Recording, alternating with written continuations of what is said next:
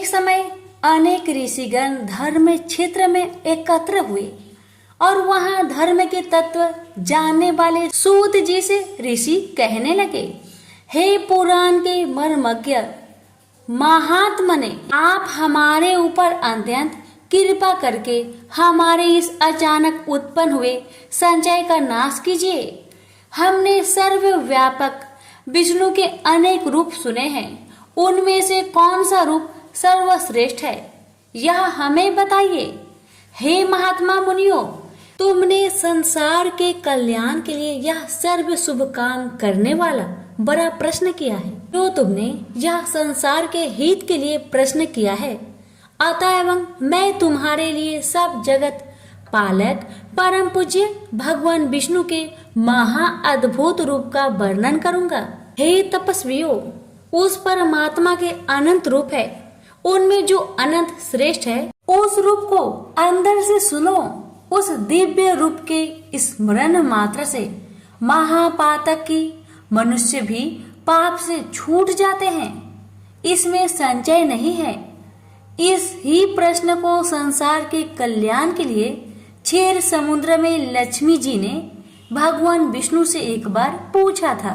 लक्ष्मी जी कहने लगी, हे जगन्नाथ, आपके महान अनेक रूपों को भक्त मनुष्य भक्ति युक्त होकर पृथ्वी पर पूजते हैं। हे प्रिय, क्या वे रूप सब समान ही हैं या उनमें गौण और मुख्य किसी प्रकार का भेद है?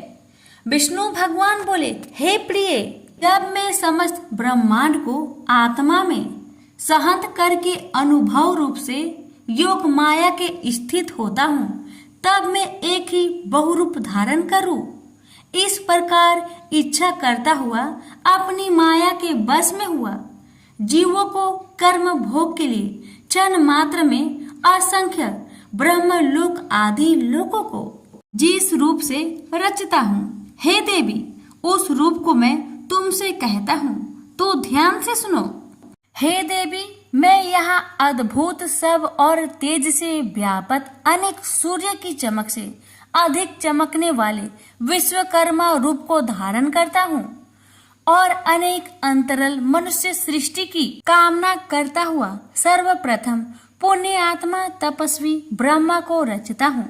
उस ब्रह्मा की स्तुति यज्ञ और गान के प्रतिपादन करने वाले ऋग यजु और सम की अच्छी प्रकार उपदेश देता हूँ।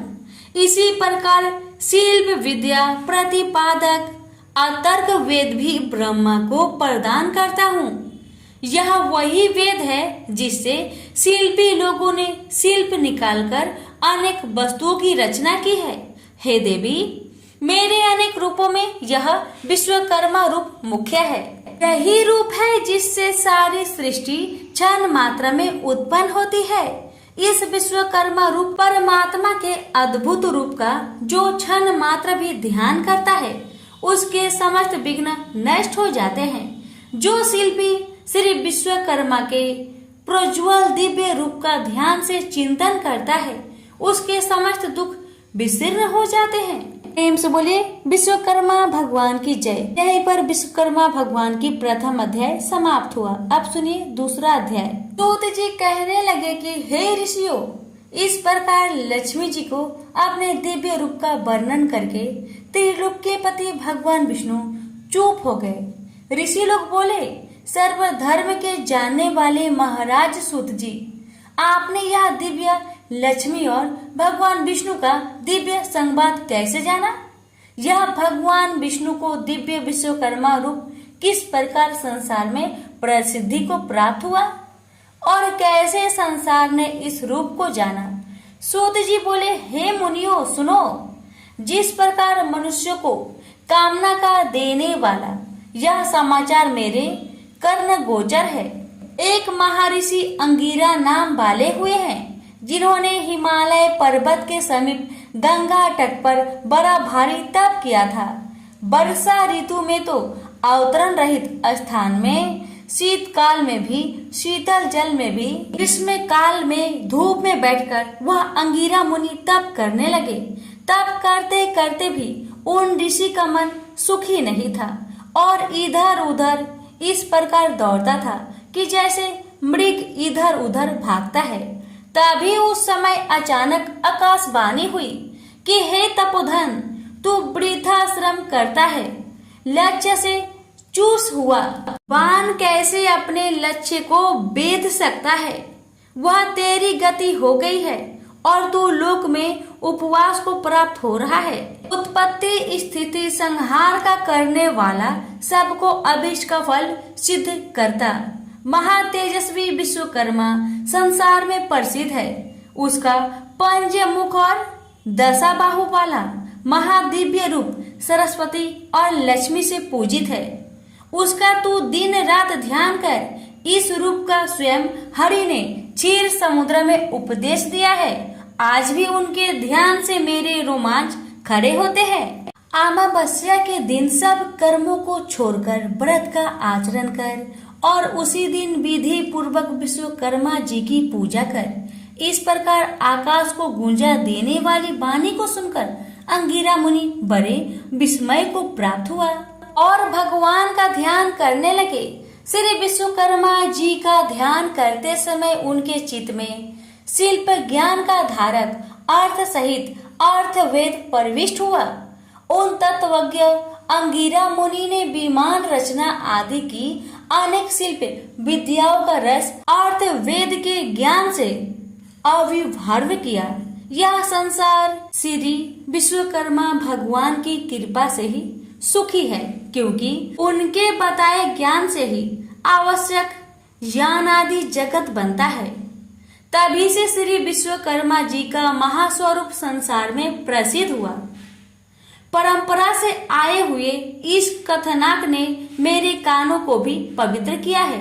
हे ऋषियों, इस परम रहस्य को जो मनुष्य श्रवण करेंगे उनके लिए श्रावण मात्र से ही ज्ञान प्राप्ति हो जाएगी।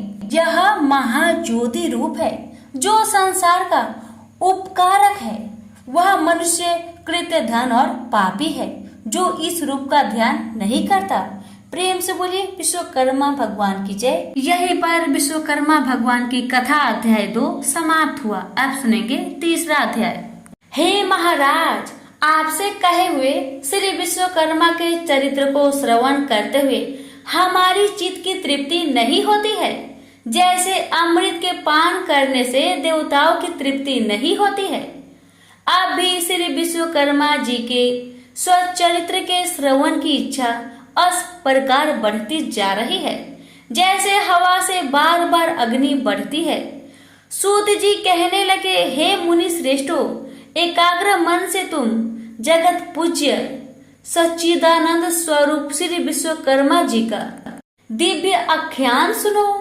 प्राचीन काल में एक परमगत नाम का राजा हुआ जो अपनी प्रजा को संतान के समान पालता था और सब धर्म के कर्मों में बिल्कुल प्रमाद नहीं किया करता था। वह अपनी प्रजा का स्नेह से शासन करता था और कभी भी दंड से प्रजा का दमन नहीं करता था।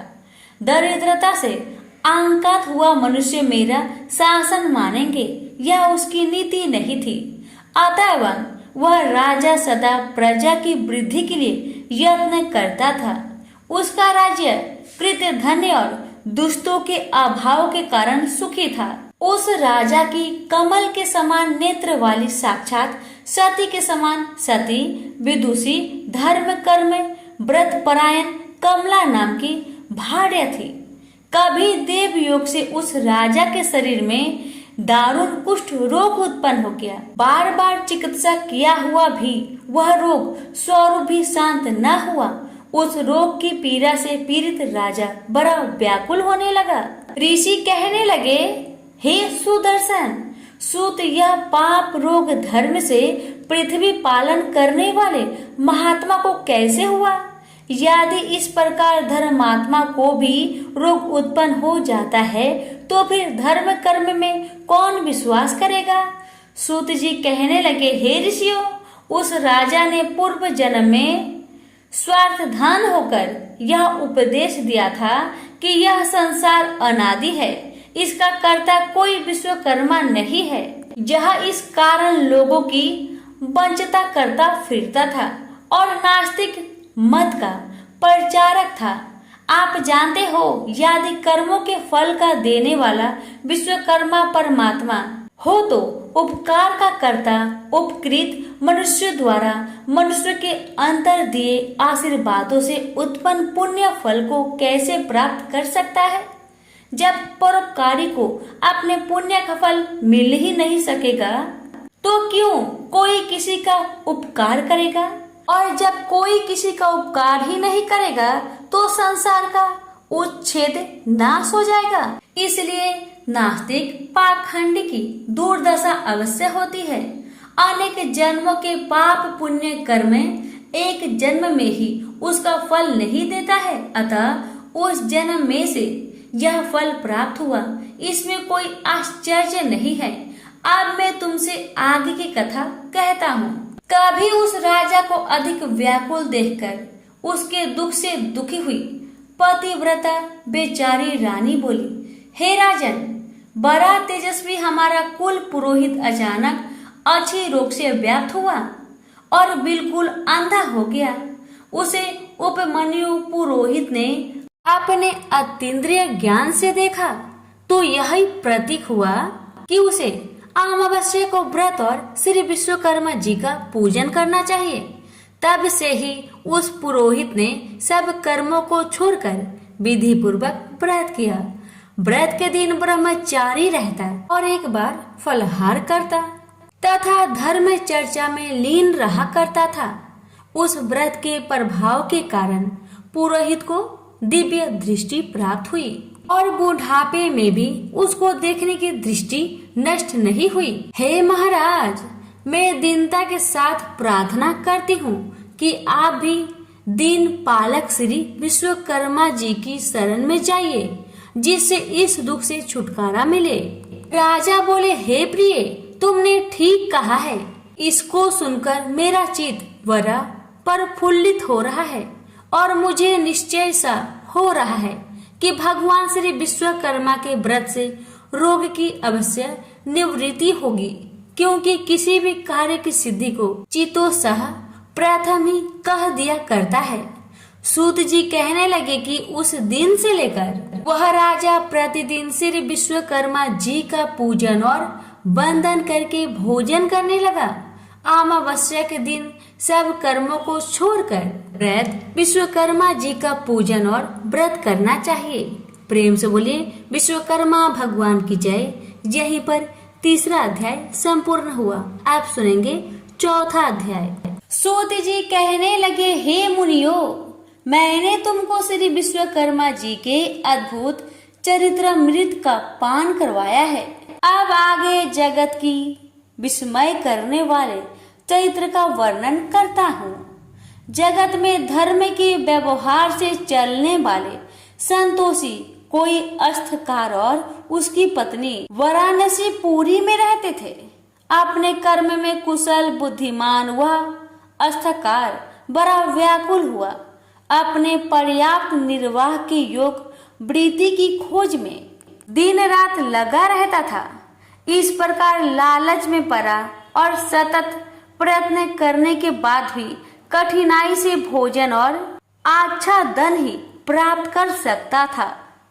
उस अस्थकार की स्त्री पुत्र न होने के कारण नित सोच करती रहती थी कि मालूम नहीं बुढ़ापे में मैं कैसे निर्वाह होगा। इस प्रकार चिंता वह स्त्री की इच्छा से मंदिरों में महंतों के पास व्याकुल होकर मंत्र तंत्र आदि से पुत्र के अर्घ्य घूमने लगे। दाढ़ी मूछ जिनके मुख पर बढ़ रही है, ऐसे ऐसे आडंबरी मलेच्छु के निकट भी वह दिन रात दौड़ती फिरती थी, परंतु उसकी कामना कहीं भी सिद्ध नहीं होती थी। काश कुश यमुना के बाल में जल के भ्रम से दौड़ती मृगी की तरह उसकी दशा हो रही थी। कोई कोई ठग मयूर पिच्छों की बनी हुई मोरछल के झाड़े से उनको बहकाता था और कोई भोजपत्र पर जंतर लिखकर उसको भुलावा देता था। कोई कोई धूर्त उसको कहता था कि मेरी देह में अमुक देवता आता है, वह प्रसन्न हो तेरे लिए वर प्रदान करेगा। यह कहकर श्वेत भस्म देकर घर भेज देता था। इस प्रकार स्वच्छ दशा को प्राप्त हुए दोनों स्त्री पुरुष बड़े दुखी थे। उनको दुखी देखकर एक पड़ोसी ब्राह्मण बोला, हे रथकार, तू क्यों इधर उधर भटकता फिरता है? मेरी बुद्धि में तू सब तरह से मूर्ख प्रतीत होता है। तू वृथा ही सीखा और यज्ञोपवीत को धारण करता है, और तेरी भार्या भी बिल्कुल मूर्ख है, इसमें कोई संदेह नहीं।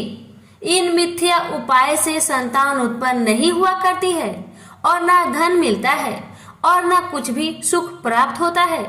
यह तो व्यर्थ की भाग दौड़ है। वे मनुष्य अज्ञानी हैं जो इस प्रकार के व्यर्थ उद्योग से अपने मनोरथ सिद्ध करना चाहते हैं। कहीं व्यर्थ उद्योग करने पर भी मनोरथ सिद्ध हुए हैं। इन मनुष्य से अधिक वे मूर्ख है जो मलेच्छों की पुक की अग्नि ज्वाला से अपनी संतान का जीवन होना समझते हैं।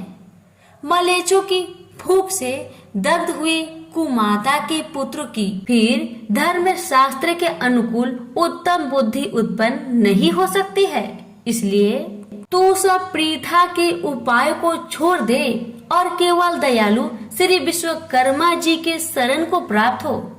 हे श्रेष्ठ पुरुष, विश्वकर्मा जी की कृपा से तेरी अवश्य सिद्धि होगी। समस्त दुखों के नाश करने में श्री विश्वकर्मा के अतिरिक्त अन्य कोई भी समर्थ नहीं है। कर्मों के फलदान देने में वह विश्वकर्मा परमेश्वर स्वतंत्र है और आगे पीछे करके कर्मों के फल देते रहते हैं। यदि तेरी यह दुर्दशा अपने बुरे कर्मों के फल से हो रही है तो वह विश्वकर्मा रूप ईश्वर अन्य योनियों में भी फल दे सकते हैं, क्योंकि वह सर्व शक्तिमान है। ईश्वर कर्मों के फल स्वरूप सुख दुख देते हैं, और इस सुख और दुख के साधन उसके पास बहुत है। उसके पाप केवल दुख होने के लिए निर्धन या निसंतान बना देता ही साधन है। इसलिए तू सब कर्मों को छोड़कर अमावस्या को व्रत कर और जितेंद्रिय रहकर भक्ति से विश्वकर्मा भगवान का श्रवण किया कर। जितना हो सके उतना दान, अध्ययन, परोपकार के कार्य आदि करता रहा। इस प्रकार ब्राह्मण के वचनों को सुनकर उस अस्थ करके लोचन खुल गए। उस परोपकारी ब्राह्मण के चरणों को देर तक स्पर्श करके वह रथ कर श्री विश्वकर्मा जी का ध्यान करता हुआ अपने घर को चला गया। उस दिन से लेकर वह धर्मात्मा रथकार श्री विश्वकर्मा जी के चरण कमलों की शक्ति में लीन रहने लगा। उस रथकार की उत्तम स्त्री भी सब मिथ्या उपाय को छोड़कर श्री विश्वकर्मा के उत्तम गुणों में भक्ति करने लगी। अमावस्या के दिन इस दिव्य व्रत के परमान से वह दंपति धन और पुत्र से युक्त हुई। उस रथकार का एक दिन भी बिना वृत्ति के नहीं जाता था। उसका पुत्र बड़ा सुशील, गुणवान, विद्वान और अपने माता पिता की शुश्रूषा करने वाला हुआ।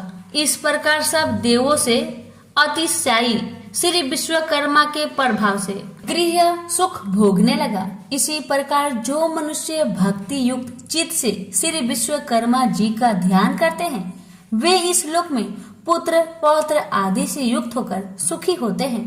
प्रेम से बोलिए विश्वकर्मा भगवान की जय। यहीं पर विश्वकर्मा भगवान की कथा अध्याय 4 समाप्त हुआ। आप सुनिए 5वां अध्याय। ऋषियों ने कहा, हे सुत जी, विश्वकर्मा भगवान के जिन चरणों की पूजा देवता भी करते हैं, आनंदमय चरित्र को थोड़े से शब्द से सुनकर हमारी इच्छा और भी बढ़ गई है।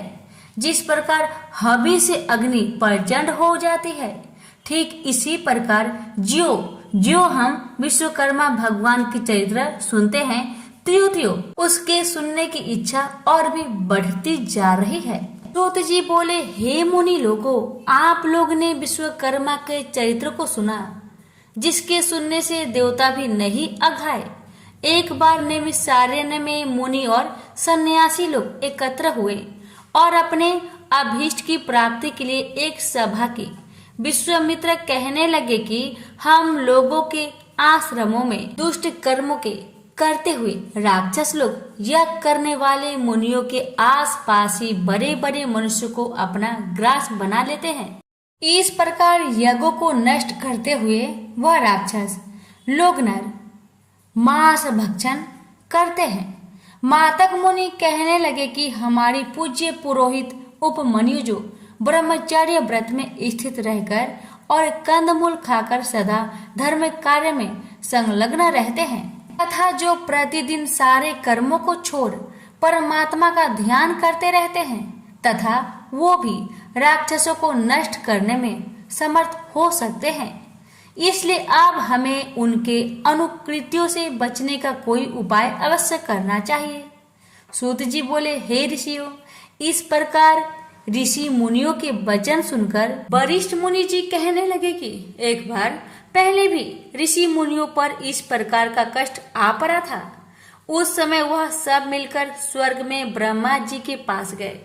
चतुर्भुज ब्रह्मा ने पद्म आसन लगाए हुए शांत भाव से ध्यान स्थित में उन्होंने ऋषि मुनियों को देखा जो दुख से छुटकारा देने वाले शिव रूप भगवान का ध्यान कर रहे थे। उन प्रभु जो सबका पिता है यह सब बात आदि से अंत तक जान भी ली और ऋषि मुनियों को दुख से छुटकारा पाने के लिए विश्वकर्मा भगवान की कथा का उपदेश दिया। सूत जी बोले, हे ऋषियों, इस प्रकार उनके वचन सुनकर विश्वामित्र मुनि को बड़ा आश्चर्य हुआ और वह जरा निकट आ गए। तब ब्रह्मा के बताए हुए और पक्के सुख के उपाय को सुनकर विश्वामित्र मुनि मन को प्रसन्न करने वाले वचन कहने लगे। विश्वकर्मा मुनि बोले कि मुनि लोग, आप लोग वरिष्ठ जी के कथन को सुनो। वस्तुतः यह बात निश्चित ही है कि ब्रह्मा ही सब दुखों का उपाय है, इसलिए हमें इसके लिए कुछ अधिक सोच विचार की आवश्यकता नहीं। सारे पापों को दूर करने वाला और दुखों को हटाने वाला एक ही ब्रह्मा है। सूत जी बोले, ऋषि लोगों ने ध्यान पूर्वक सुना और गदगद वाणी से कहने लगे कि विश्वकर्मा मुनि ने ठीक ही कहा है कि ब्रह्मा का ही शरण में जाना उपयुक्त है। ऐसा सुन सब ऋषि मुनियों ने स्वर्ग को प्रस्थान किया। वह राक्षसों से हुई अपनी दुर्दशा ब्रह्मा को सुना सके। मुनियों के इस प्रकार कष्ट को सुनकर ब्रह्मा जी को बड़ा आश्चर्य हुआ। उसी समय ब्रह्मा तेज से प्रकाशित अपनी आंखों को मूंद कर विचार मग्न हुए। इस प्रकार राक्षसों द्वारा की गई सारी दुर्दशा को समझ ब्रह्मा जी जो बड़े तेजस्वी थे, मन को आनंद देने वाले वचन कहने लगे। ब्रह्मा जी कहने लगे कि हे मुनियों, राक्षसों से तो स्वर्ग में रहने वाले देवता को भी भय लगता रहा है, फिर मनुष्यों का तो कहना ही क्या, जो बुढ़ापे और मृत्यु के दुखों में लिप्त रहते हैं। सुनो, उन राक्षसों को नष्ट करने में महातेजस्वी विश्वकर्मा ही है, जो सब प्रकार के बलों से युक्त और सारे विश्व में प्रसिद्ध है। उसी की पूजा से तुम लोग राक्षसों को नष्ट करने में समर्थ हो सकते हो।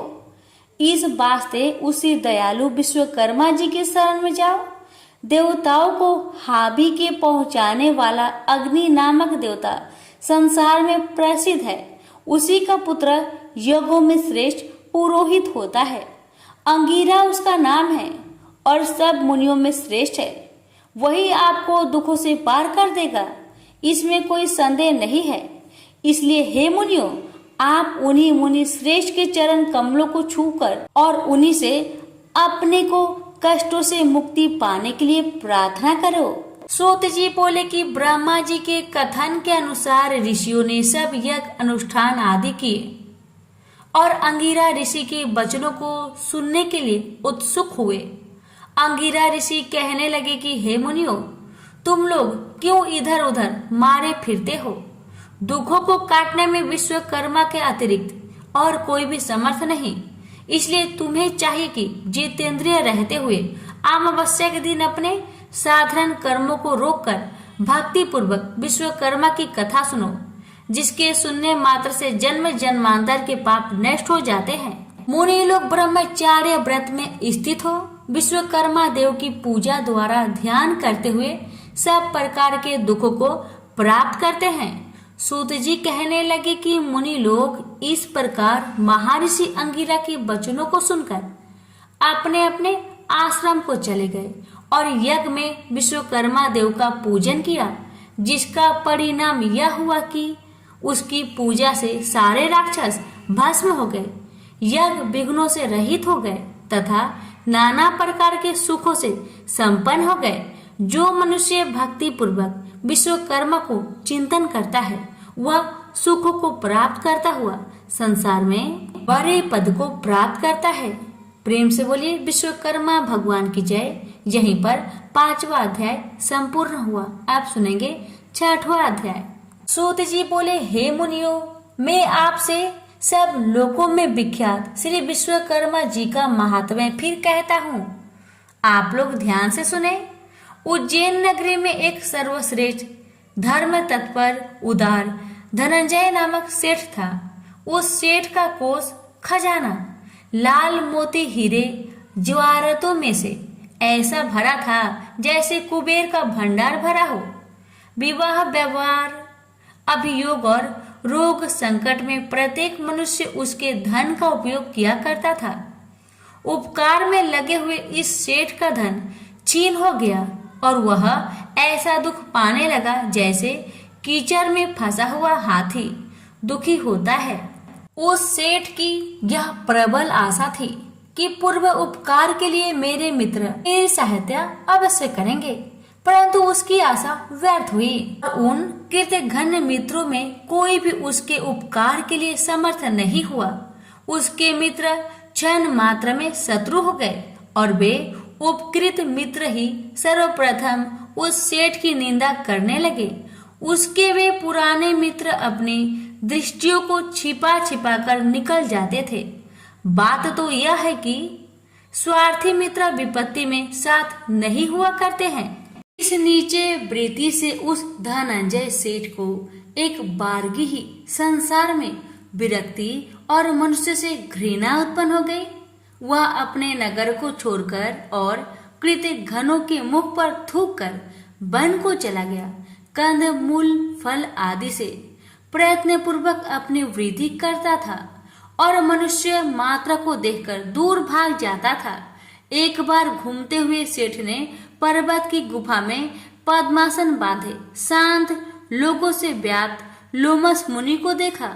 उस धनंजय ने उस मुनि को कोसों से व्याप्त देखकर पशु समझा और कौतूहल तमाशा की इच्छा से उसके पास अच्छी तरह बैठ गया। मुनि के पास बैठे हुए धनंजय से पूछा, हे महात्मन, कुशल तो हो, कहाँ से पधारे हो?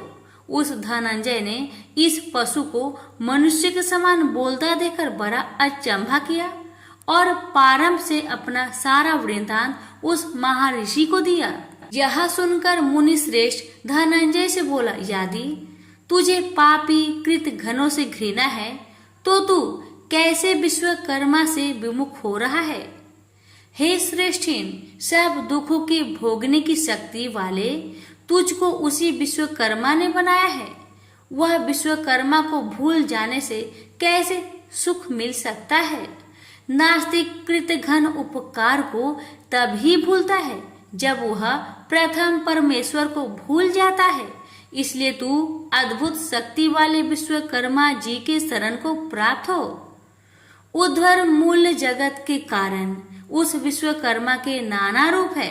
कोई रूप द्विबाहु, कोई चतुर्बाहु और कोई 10 बाहु का है। इसी प्रकार एक मुख, चतुर्मुख और पंचमुख के रूप है। मनुमय, त्वष्टा, शिल्पी और देवज्ञ से विश्वकर्मा के आकार रूप के पुत्र हैं। सेतु बंध के समय श्री रामचंद्र जी ने भी श्री विश्वकर्मा का पूजन किया है। श्री कृष्णचंद्र ने द्वारिका रचना के समय श्री विश्वकर्मा जी का पूजा की है। इसी से वे द्वारिका जैसी सुंदर पुरी की रचना कर सके। हे धनंजय, तू भी उसी श्री विश्वकर्मा जी का पूजन और वंदन कर।